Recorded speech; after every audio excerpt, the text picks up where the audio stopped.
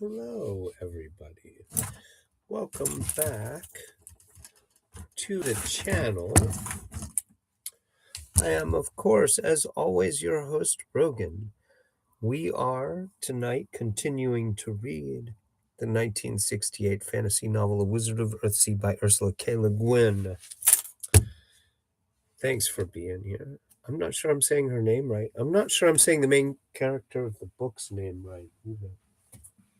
His name is spelled G-E-D, which is a little unfortunate. It's, I think, pronounced Ged, because if it was pronounced Jed, then it would just be spelled J-E-D. That's my thinking. So I've been saying Ged. Never rings right. I feel like I should be saying Jed the whole time.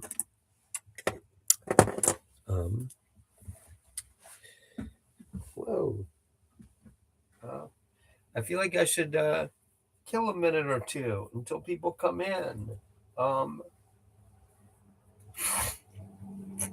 And yet, why should I? Why should I?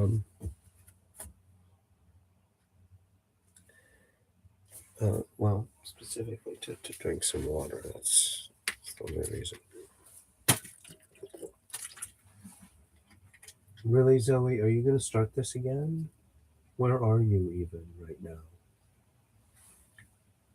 Zoe. No, it's pie whack-it? What did you just knock off on there, buddy? Please don't do that. What are you doing? Why are you even up there? You don't do this normally. Do you want to come out of there? No?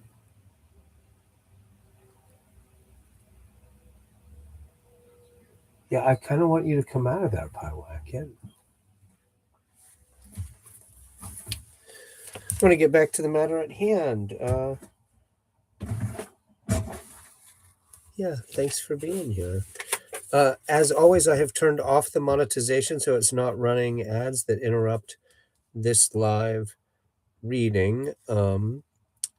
And I invite you to contribute to the cause. I did just get hired at a pizza place to cook. Hopefully I won't get fired again so quickly this time, so precipitously, so carelessly, so meaninglessly.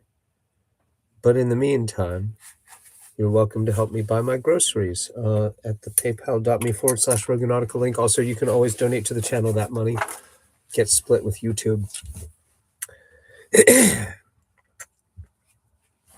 Hold on, let me mute this while I make weird gross noises.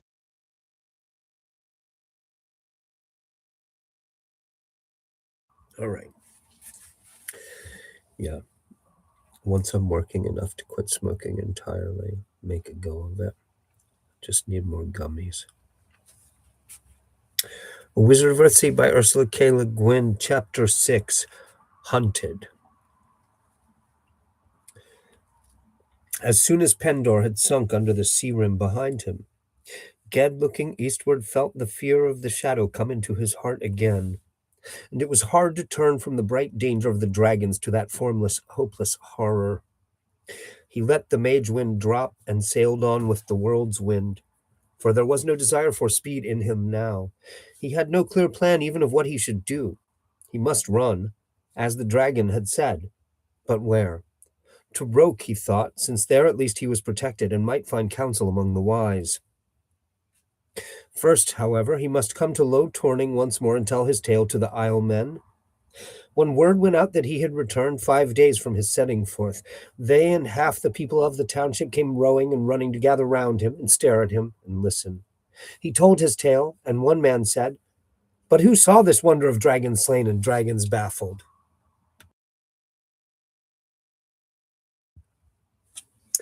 "Be still," the head Isle man said roughly, for he knew, as did most of them, that a wizard may have subtle ways of telling the truth and may keep the truth to himself, but that if he says a thing, the thing is as he says, for that is his mastery. So they wondered and began to feel that their fear was lifted from them, and then they began to rejoice. They pressed round their young wizard and asked for the tale again. More islanders came and asked for it again. By nightfall, he no longer had to tell it. They could do it for him better. Already the village chanters had fitted it to an old tune and were singing the song of the sparrowhawk. Bonfires were burning not only on the Isles of Low Torning, but in townships to the south and east. Fishermen shouted the news from boat to boat, from isle to isle. It went, "Evil is averted. The dragons will never come from Pendor." That night, that one night, was joyous for Ged. No shadow could come near him through the brightness of those fires of thanksgiving that burned on every hill and beach, through the circles of laughing dancers that ringed him about, singing his praise, swinging their torches in the gusty autumn night so that sparks rose thick and bright and brief upon the wind. The next day he met with Petchfairy, who said, "I did not know you were so mighty, my lord." There was fear in that because he had dared to make Ged his friend, but there was reproach in it also. Ged had not saved a little child, though he had slain dragons. After that, Ged felt afresh the unease and impatience that had driven him to Pendor and drove him now from Low Torning. The next day, though they would have kept him gladly the rest of his life to praise and boast of, he left the house on the hill, with no baggage but his books, his staff, and the otak riding on his shoulder. He went in a rowboat with a couple of young fishermen of Low Torning, who wanted the honor of being his boatmen. Always, as they rowed on among the craft that crowd the eastern channels of the 90 Isles, under the windows and balconies of houses that lean out over the water, past the wharves of Nesh, the rainy pastures of Dromgan, the malodorous oil sheds of Geeth, word of his deed had gone ahead of him. They whistled the song of the sparrowhawk as he went by. They vied to have him spend the night and tell his dragon tale.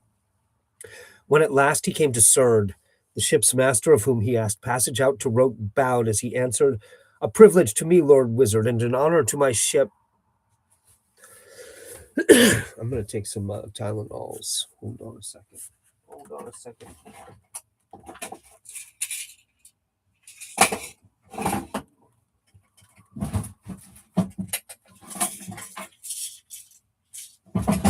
Well, ibuprofen's close enough.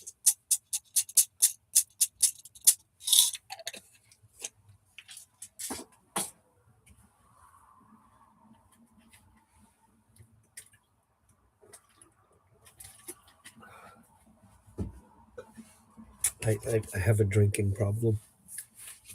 Where was I? So Ged turned his back on the 90 Isles. But even as the ship turned from Surd inner port and raised sail, a wind came up hard from the east against her. It was strange, for the wintry sky was clear and the weather had seemed settled mild that morning.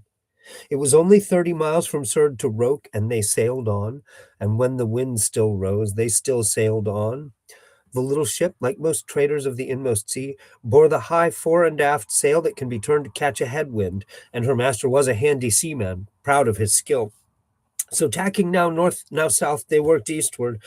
Clouds and rain came up on the wind, which veered and gusted so wildly that there was considerable danger of the ship jibing. "Lord Sparrowhawk," said the ship's master to the young man, whom he had beside him in the place of honor in the stern, though small dignity could be kept up under that wind and rain that wet them all to a miserable sleekness in their sodden cloaks. "Lord Sparrowhawk, might you say a word to this wind, maybe?" "How near are we to Roke?" "Better than halfway, but we've made no headway at all this past hour, sir." Ged spoke to the wind. It blew less hard, and for a while they went on fairly enough. Then sudden great gusts came whistling out of the south, and meeting these they were driven back westward again. The clouds broke and boiled in the sky, and the ship's master roared out ragefully, "This fool's gale blows all ways at once. Only a mage wind will get us through this weather, lord."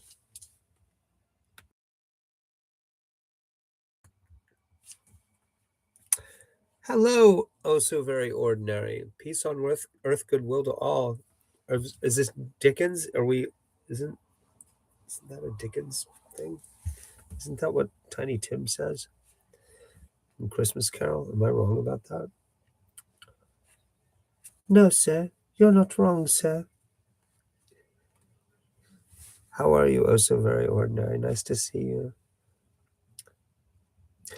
Only a mage wind will get us through this weather, lord. Ged looked glum at that, but the ship and her men were in danger for him, so he raised up the mage wind into her sail. God bless everyone. Yes, that's it. So he raised up the mage wind into her sail. At once the ship began to cleave straight to the east, and the ship's master began to look cheerful again.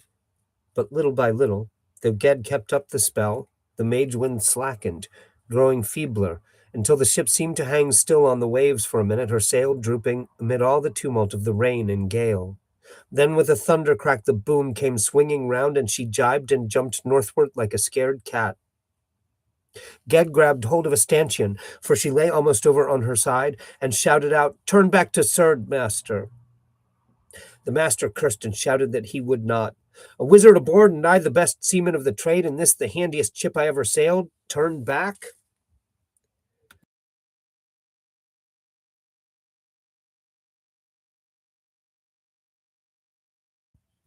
So Dickens was making a reference to the King James. Luke.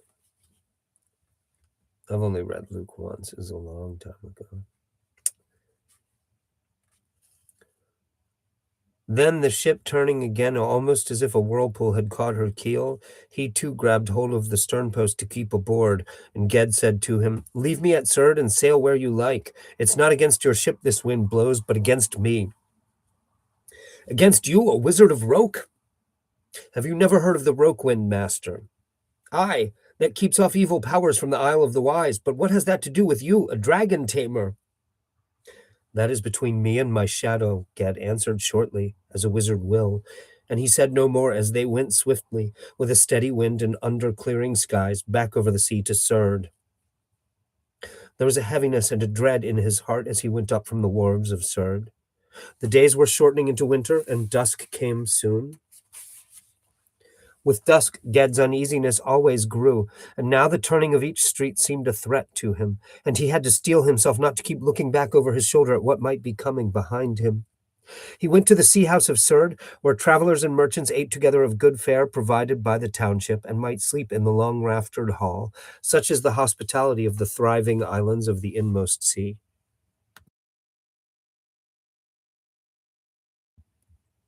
I've really been smoking too much. My heart is so much better than it was in Ohio that it's not like my blood pressure spiking is not encouraging me not to smoke.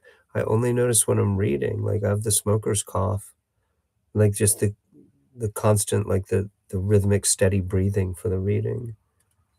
Gotta quit smoking. I feel better when I don't smoke. I don't have enough reefer gummies, and so I'm smoking compulsively. Soon. How did my interview go? I got the job. So very ordinary. I'm starting work tomorrow at 5:30. So yeah, I only need grocery money for probably a few more days. Like, yeah. Um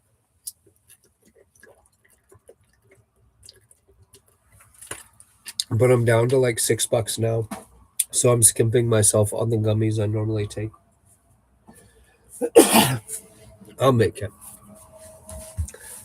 Um Hopefully they'll give me enough hours so that I get paid, and like I'll get paid very soon. I'm sure they'll pay me tomorrow. They'll be like, here, have all the money you need right away. You're great, Rogan. Such is the hospitality of the thriving islands of the inmost sea. He saved a bit of meat from his dinner, and by the fire pit afterward he coaxed the otak out of the fold of his hood where it had cowered all that day, and tried to get it to eat, petting it and whispering to it, Hoeg, little one, silent one. But it would not eat, and crept into his pocket to hide. By his own dull uncertainty, by the very look of the darkness in the corners of the great room, he knew that the shadow was not far from him.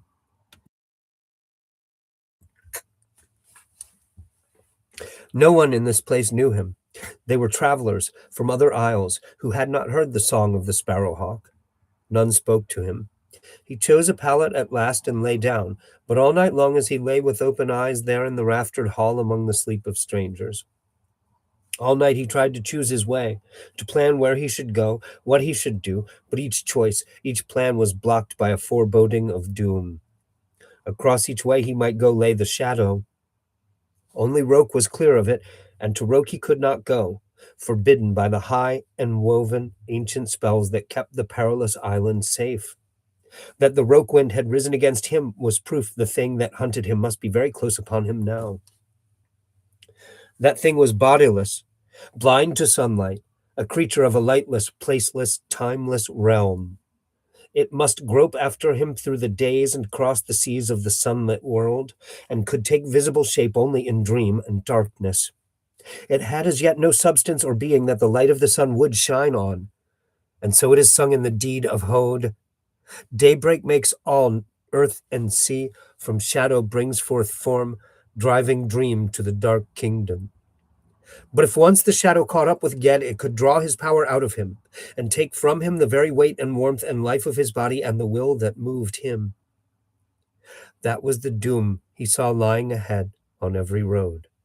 And he knew that he might be tricked toward that doom, for the shadow, growing stronger always as it was nearer him, might even now have strength enough to put evil powers or evil men to its own use, showing him false portents or speaking with a stranger's voice. For all he knew, in one of these men who slept in this corner or that of the raftered hall of the sea house tonight, the dark thing lurked, finding a foothold in a dark soul, and there waiting and watching Ged and feeding even now on his weakness, on his uncertainty, on his fear. Hey, Wilson, King of Prussia, how are you? Nice to see you. It was past bearing. He must trust to chance and run wherever chance took him. At the first cold hint of dawn, he got up and went in haste under the dimming stars down to the wharves of Surd, resolved only to take the first ship outward bound that would have him. A galley was loading turbie oil. She was to sail at sunrise, bound for Havnor Great Port. Ged asked passage of her master. A wizard's staff is passport and payment on most ships. They took him aboard willingly, and within that hour the ship set forth. Ged's spirits lifted with the first lifting of the 40 long oars, and the drum beat that kept the stroke made a brave music to him. And yet he did not know what he would do in Havnor or where he would run from there. Northward was as good as any direction. He was a northerner himself. Maybe he would find some ship to take him on to Gaunt from Havnor, and he might see Ogion again. Or he might find some ship going far out into the reaches, so far the shadow would lose him and give up the hunt. Beyond such vague ideas as these, there was no plan in his head, and he saw no one course that he must follow, only he must run. Those 40 oars carried the ship over 150 miles of wintry sea before sunset of the second day out from Surd. They came into port at Oremy on the east shore of the great land Hosk, for these trade galleys of the inmost sea keep to the coasts and lie overnight in harbor whenever they can. Ged went ashore, for it was still daylight, and he roamed the steep streets of the port town, aimless and brooding.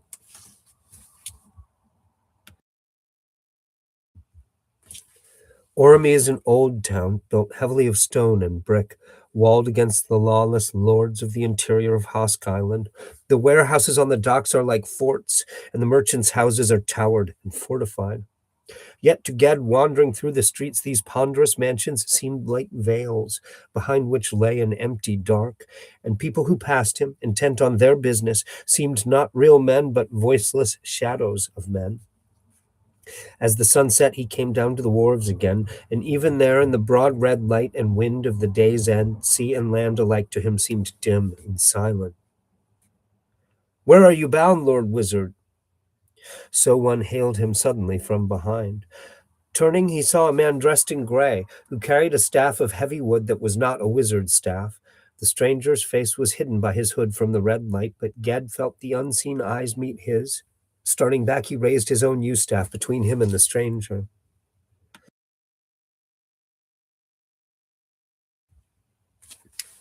Mildly, the man asked, "What do you fear?" "What follows behind me." "So? But I'm not your shadow." Ged stood silent. He knew that indeed this man, whatever he was not what he feared. He was no shadow or ghost or Gebeth creature. Amidst the dry silence and shadowiness that had come over the world, He even kept a voice and some solidity. He put back his hood now. He had a strange, seamed, bald head, a lined face. Though age had not sounded in his voice, he looked to be an old man. "I do not know you," said the man in gray, "yet I think perhaps we do not meet by chance. I heard a tale once of a young man, a scarred man, who won through darkness to great dominion, even to kingship. I do not know if that is your tale, but I will tell you this. Go to the court of the Terranon if you need a sword to fight shadows with. A staff of yew wood will not serve your need." Hope and mistrust struggled in Ged's mind as he listened. A wizardly man soon learns that few indeed of his meetings are chance ones, be they for good or for ill. "In what land is the court of the Terranon?" "In Oskill." At the sound of that name, Ged saw for a moment, by a trick of memory, a black raven on green grass who looked up at him sidelong with an eye like polished stone and spoke, but the words were forgotten. "That land has something of a dark name," Ged said, looking ever at the man in gray, trying to judge what kind of man he was. There was a manner about him that hinted of the sorcerer, even of the wizard, and yet boldly as he spoke to Ged, there was a queer, beaten look about him, the look almost of a sick man, or a prisoner, or a slave. "You are from Roke," he answered. "The wizards of Roke give a dark name to wizardries other than their own." "What man are you?" "A traveler, a trader's agent from Oskill. I am here on business," said the man in gray. When Ged asked him no more, he quietly bade the young man good night and went off up the narrow stepped street above the quays. Ged turned, irresolute whether to heed the sign or not, and looked to the north. The red light was dying out fast from the hills and from the windy sea. Gray dusk came, and on its heels the night. Ged went in sudden decision and haste along the quays to a fisherman who was folding his nets down in his dory, and hailed him. "Do you know any ship in this port bound north to Semel or the Enlades?" "The long ship yonders from Oskill. She might be stopping at the Enlades." In the same haste Ged went on to the great ship the fisherman had pointed to, a long ship of 60 oars, gaunt as a snake, her high bent prow carven and inlaid with discs of lodo shell, her oar-port covers painted red with the rune Siffle sketched on each in black. A grim, swift ship she looked, and all in sea trim, with all her crew aboard. Ged sought out the ship's master and asked passage to Oskill of him. "Can you pay?" "I have some skill with winds." "I am a weather worker myself. You have nothing to give? No money?" In low Torning, the Islemen had paid Ged as best they could with the ivory pieces used by traders in the archipelago. He would take only 10 pieces, though they wanted to give him more. He offered these now to the Oskillian, but he shook his head. "We do not use those counters. If you have nothing to pay, I have no place aboard for you." "Do you need arms? I have rowed in a galley." "I were short 2 men. Find your bench then," said the ship's master, and paid him no more heed. So, laying his staff and his bag of books under the rower's bench, Ged became for 10 bitter days of winter an oarsman of that northern ship. They left Oremy at daybreak, and that day Ged thought he could never keep up his work. His left arm was somewhat lamed by the old wounds in his shoulder, and all his rowing in the channels about Low Torning had not trained him for the relentless pull and pull and pull of the long galley oar to the beat of the drum. Each stint at the oars was of 2 or 3 hours, and then a second shift of oarsmen took the benches, but the time of rest seemed only long enough for all Ged's muscles to stiffen, and then it was back to the oars. And the second day of it was worse, but after that he hardened to the labor and got on well enough. There was no such comradeship among this crew as he had found aboard Shadow when he first went to Roke. The crewmen of Andradian and Gontish ships are partners in the trade, working together for a common profit, whereas traders of Oskill use slaves and bondsmen or hire men to row, paying them with small coins of gold. Gold is a great thing in Oskill, but it is not a source of good fellowship there, or amongst the dragons, who also prize it highly. Since half this crew were bondsmen forced to work, the ship's officers were slave masters, and harsh ones. They never laid their whips on the back of an oarsman who worked for pay or passage, but there will not be much friendliness in a crew of whom some are whipped and others are not. Ged's fellows said little to one another and less to him. They were mostly men from Oskill, speaking not the Hardic tongue of the archipelago, but a dialect of their own, and they were doormen, pale-skinned with black drooping mustaches and lank hair. Calub, the Red One, was Ged's name among them. Though they knew he was a wizard, they showed him no regard, but rather a kind of cautious spitefulness.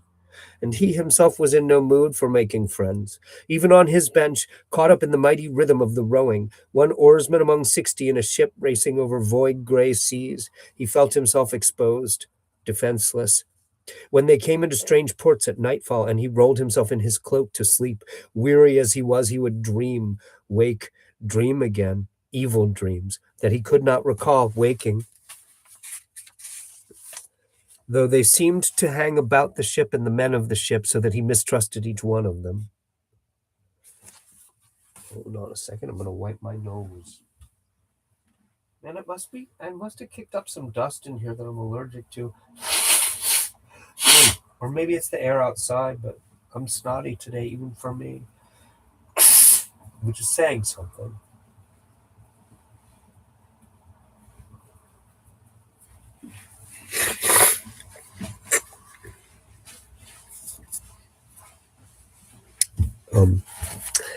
At about this point, I would normally invite you to give me money. And thank you for being here, but I have a 0 on my viewer account, so I guess there's nobody here. I suppose when people come in later and watch the rerun, it still applies. You're welcome to give me money then, and I thank you for being here now. Then it'll still be now for you at that time. All the Oskilian freemen wore a long knife at their hip, and one day as his oar shift shared their noon meal, one of these men asked Ged, "Are you slave or oathbreaker, Caleb?" "Neither." "Why no knife then? Afraid to fight?" said the man, Skior, cheering. "No." "Your little dog fight for you?" "Otak," said another who listened. "No dog, that is Otak." And he said something in Oskilian that made Skior scowl and turn away. Just as he turned, Ged saw a change in his face, a slurring and shifting of the features. As if for a moment something had changed him, used him, looking out through his eyes sidelong at Ged. Yet the next minute Ged saw him full face, and he looked as usual, so that Ged told himself that what he had seen was his own fear, his own dread, reflected in the other's eyes. But that night as they lay in port in Eason, he dreamed, and Skior walked in his dream. Afterwards, he avoided the man as best he could, and it seemed also that Skior kept away from him, and no more words passed between them. The snow-crowned mountains of Havnor sank away behind them southward, blurred by the mists of early winter. They rowed on past the mouth of the Sea of Ea, where long ago Elfaran was drowned, and past the Enlades. They lay 2 days in port at Barilla, the city of ivory, white above its bay in the west of myth-haunted Enlad. At all ports they came to, the crewmen were kept aboard the ship and set no foot on land. Then, as a red sun rose, they rowed out on the Oskill Sea, into the northeast winds that blow unhindered from the islandless vastness of the North Reach. Through that bitter sea they brought their cargo safe, coming the second day out of Barilla into port at Nesham, the trade city of eastern Oskill. Ged saw a low coast lashed by rainy wind, a gray town crouching behind the long stone breakwaters that made its harbor, and behind the town treeless hills under a snow-darkened sky. They had come far from the sunlight of the inmost sea. Longshoremen of the Sea Guild of Nesham came aboard to unload the cargo, gold, silver, jewelry, fine silks, and southern tapestries, such precious stuff as the lords of Oskill hoard, and the freemen of the crew were dismissed. Ged stopped one of them to ask his way. Up until now, the distrust he felt of all of them had kept him from saying where he was bound, but now, afoot and alone in a strange land, he must ask for guidance. The man went on impatiently, saying he did not know, but Skior, overhearing, said, "The court of the Terranon on the Keksemt moors. I go that road." Skior's was no company Ged would have chosen, but knowing neither the language nor the way, he had small choice. Nor did it much matter, he thought. He had not chosen to come here. He had been driven, and now was driven on. He pulled his hood up over his head, took up his staff and bag, and followed the Oskilion through the streets of the town and upward into the snowy hills.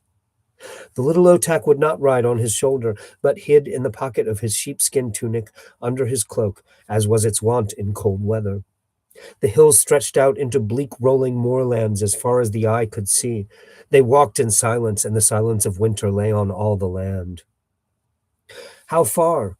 Ged asked after they had gone some miles, seeing no sight of village or farm in any direction, and thinking that they had no food with them. Skior turned his head a moment, pulling up his own hood, and said, "Not far." "Hello, Leninade. How much have you? 30 minutes. You've missed about 30 minutes. um, um, you can catch up on it later. You can rewind it and listen to it later. Nice to see you, Leninade. It was an ugly face, pale, coarse, and cruel, but Ged feared no man, though he might fear where such a man would guide him. He nodded. "Hey, Melinda.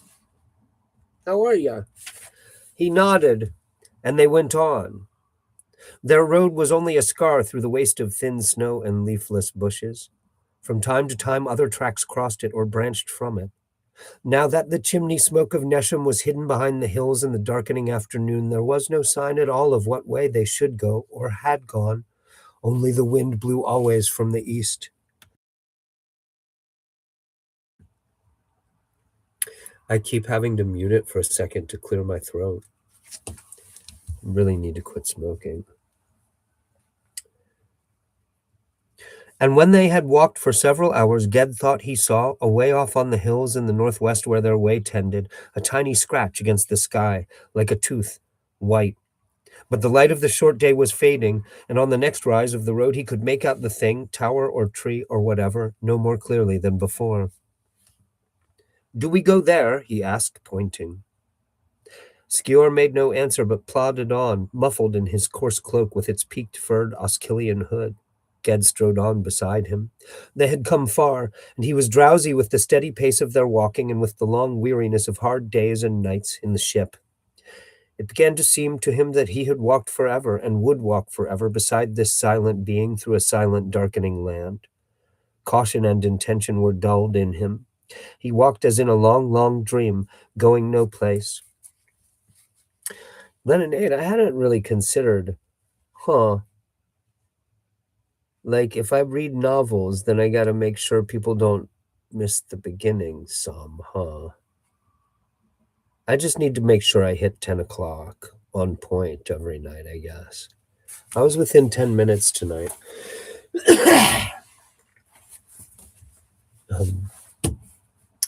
Yeah, I hadn't really considered that.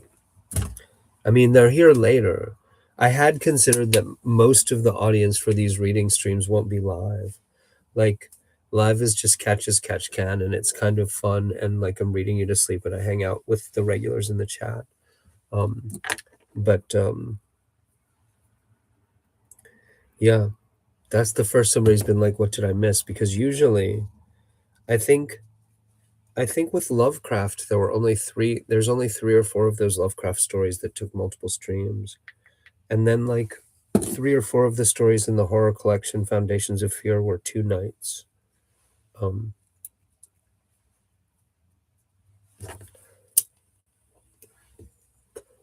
Right, I really need to smoke more, right?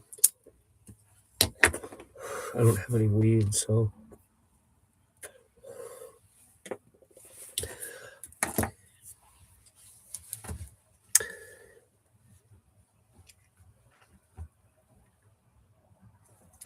Otak stirred in his pocket, and a little vague fear also woke and stirred in his mind.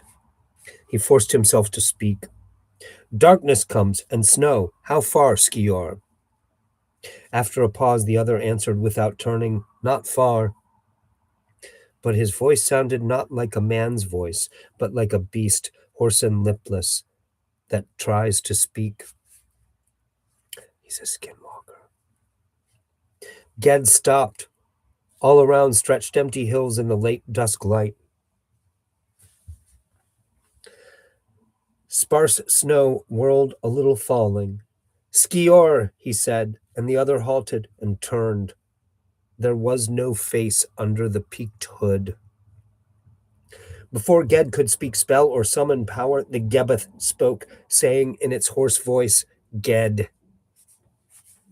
Melinda, thank you. I like reading bedtime stories, obviously. Thank you. Before Ged could speak spell or summon power, the Gebeth spoke, saying in its hoarse voice, Ged. Then the young man could work no transformation, but was locked in his true being and must face the Gebeth thus defenseless. Nor could he summon any help in this alien land, where nothing and no one was known to him and would come at his call. He stood alone, with nothing between him and his enemy but the staff of yew wood in his right hand.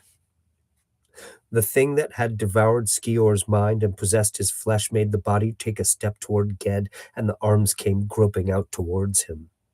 A rage of horror filled Ged, and he swung up and brought down his staff whistling on the hood that hid the shadow face. Hood and cloak collapsed down nearly to the ground under that fierce blow, as if there was nothing in them but wind, and then writhing and flapping stood up again. The body of a Gebeth has been drained of true substance and is something like a shell or a vapor in the form of a man, an unreal flesh clothing the shadow which is real. So jerking and billowing as if blown on the wind, the shadow spread its arms and came at Ged, trying to get hold of him as it had held him on Rope Knoll. And if it did, it would cast aside the husk of Skior and enter into Ged, devouring him out from within, owning him, which was its whole desire. Ged struck at it again with his heavy, smoking staff, beating it off, but it came again and he struck again, and then dropped the staff that blazed and smoldered, burning his hand. He backed away, then all at once turned and ran. He ran, and the Gebeth followed a pace behind him, unable to outrun him, yet never dropping behind. Ged never looked back. He ran through that vast dusk land where there was no hiding place. Once the Gebeth in its hoarse whistling voice called him again by name, but though it had taken his wizard's power thus, it had no power over his body's strength and could not make him stop. He ran. My God, my nose is itching so much. Night thickened about the hunter and the hunted, and snow blew fine across the path that Ged could no longer see. The pulse hammered in his eyes, the breath burned in his throat. He was no longer really running, but stumbling and staggering ahead. And yet the tireless pursuer seemed unable to catch up, coming always just behind him. It had begun to whisper and mumble at him, calling to him, and he knew that all his life that whispering had been in his ears, just under the threshold of hearing. But now he could hear it, and he must yield, he must give in, he must stop. Yet he labored on, struggling up a long, dim slope. He thought there was a light somewhere before him, and he thought he heard a voice in front of him, above him somewhere, calling, "Come, come." He tried to answer, but he had no voice. The pale light grew certain, shining through a gateway straight before him. He could not see the walls, but he saw the gate. At the sight of it, he halted, and the Gebeth snatched at his cloak, fumbled at his sides, trying to catch hold of him from behind. With the last strength in him, Ged plunged through that faint shining door. He tried to turn to shut it behind him against the Gebeth, but his legs would not hold him up. He staggered, reaching for support. Lights swam and flashed in his eyes. He felt himself falling, and he felt himself caught even as he fell. But his mind, utterly spent, slid away into the dark. Okay, I'm going to stop early, guys. My nose is driving me nuts. And I'm gonna call it early for once. Thanks for being here, guys. Thanks a lot. I'll see you guys in the next one tomorrow night, as usual lately. Um,